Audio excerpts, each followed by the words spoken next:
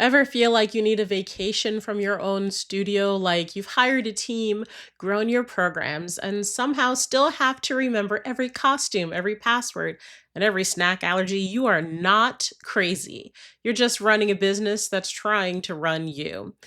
Hey, what's up? I am Ginger. This is Life Coaching for Dance Studio Owners, the podcast where we talk about the real stuff, the money, the mindset, the messy middle.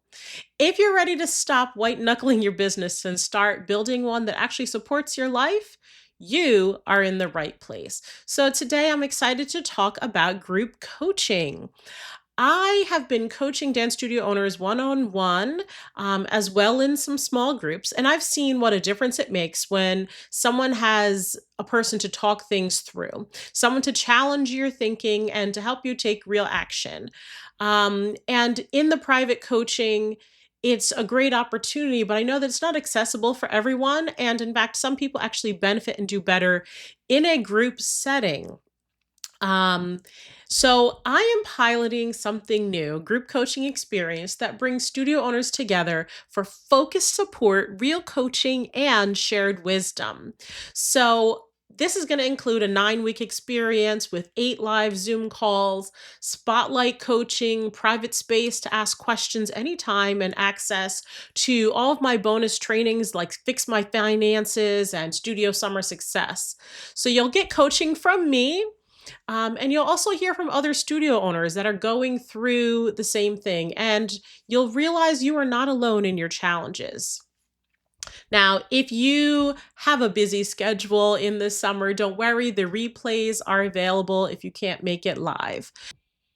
If you're tired of doing everything alone, second guessing your decisions, or wondering if you're even doing this right, this is for you. Especially, it is powerful if you're in that coworker stage of business, where you have a team, but it still all feels like it's on your shoulders. This is for the studio owner who's ready to stop running a business that drains her and start running one that fuels her life. Now, group coaching brings a kind of clarity and connection that's hard to get on your own. You'll hear someone else's challenges and realize, oh, that's exactly what I've been feeling, but I couldn't put a name to it. And the momentum is real. Being seen, supported, and challenged in a group setting can push you further than you'd go alone. We're going to be starting in July. And so this is a pilot program. I'm keeping the group small and offering special pricing for this time.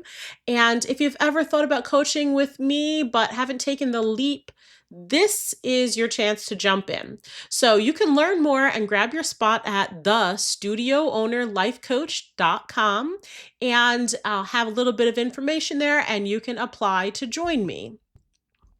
And now I want to touch on something that came up recently. I was talking to a studio owner. She's got multiple locations and a lot of things going on in her personal life as well in her business life. And when we were speaking, the thought that came to my mind is something that I remember. It was actually a Bible verse, and it is simply be still and know.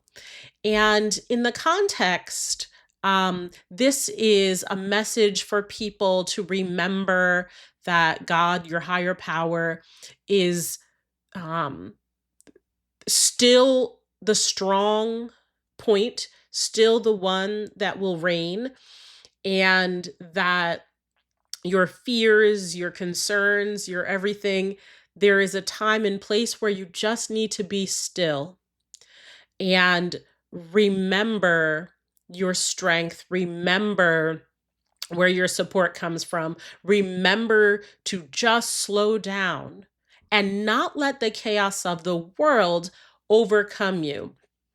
And the reason why I want to share this is not because I want to give you the latest Bible verse, because honestly, I don't remember the whole entire verse. But I will say this: it is important in our journey as entrepreneurs to be still and know, to slow down and come to basically a stop, quiet enough to hear our breath, to meditate, to pray, to be with our thoughts, to be able to crowd out the noise that is all around us on everywhere we go, to crowd out the noise and the chaos within our own minds, to think about how there's things that are testing us in this world. There's our customers, our bills, there's our spouses, there's our teachers. There's just so many things that are testing us left and right in this journey of a business, right? And there's just things that are constantly happening external that are causing us to make decisions, causing us to think things through, to plan B, to pivot. There's constantly outside pressures. And if that weren't enough, there are temptations inside of us. There's things inside of us that I want to do this, I want to spend this money, but then if I do that, I don't have the money for this thing over here. I want to pay off debt, but I also want to get brand new bars and floors. I want a new sound system, but I need to use this money for this thing over here.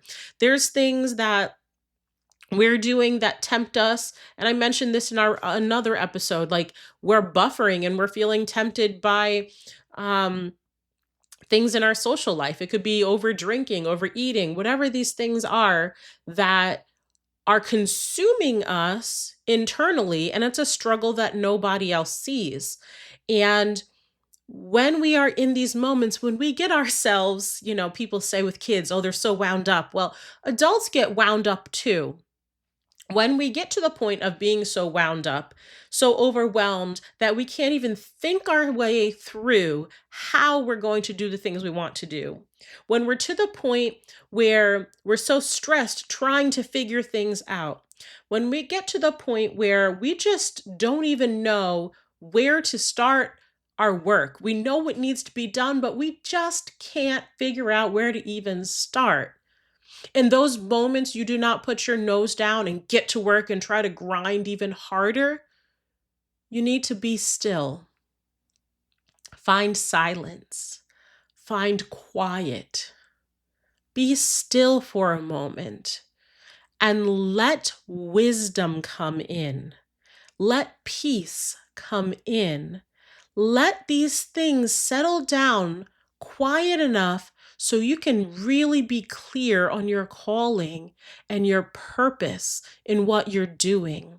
Are you just running on the hamster wheel nonstop that you can't even hear your purpose anymore? You can't even remember what it is you enjoyed about doing this business. So that's what I want to leave with you today. I want to offer that you be still and know. Whatever that might mean for you, wherever you're at, whatever your faith journey is, be still and know. Take time to slow down. You might need to journal, meditate, whatever it is.